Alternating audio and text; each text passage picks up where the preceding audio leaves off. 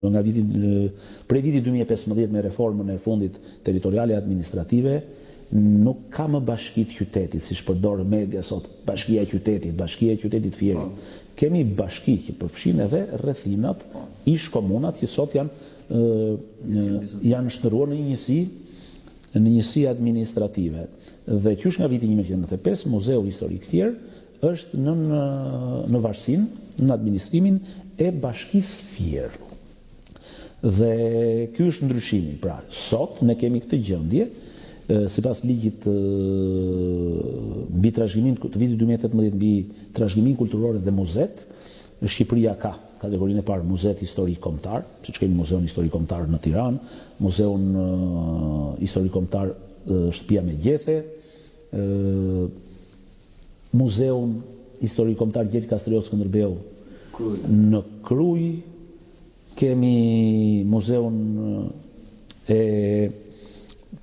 kombëtar të fotografisë Marubi, kemi Muzeun Arkeologjik në Durrës, kemi Muzeun Arkeologjik pranë Parkut Apollonis, Muzeun Arkeologjik në Putrind, kemi Muzeun e Armëve në Gjirokastër, Muzeun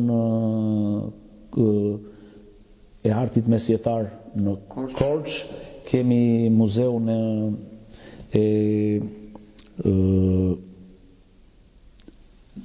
Muzeun Ikonografik në Berat, ka shumë që janë shërriti ma që janë muze dhe nuk e di kë kam harruar etj, mund të kem harruar dikë që janë muze kombëtar, të cilët janë varsinë e Ministrisë së Arsimit, Rinisë dhe të Sporteve. Ndërsa muzet vendor, që jemi në qytetet kryesore, në bashkitë kryesore të Shqipërisë, pavarësisht se mbi bazën e ligjit që citova më parë, i lind e drejt çdo bashkie të hap muzeun e saj, siç ka ndodhur dhe me Roskovecin, që prej 2 vitesh ka hapur muzeun e bashkinë Roskovec, muzeun e tij historik. Dhe Muzeu Historik Fier është muzeu më i madh vendor. Prej të gjithëve. Jo vetëm si përfaqe, si ambiente, por edhe nga pasuria tematike dhe pasuria e objekteve. Janë 597 objekte.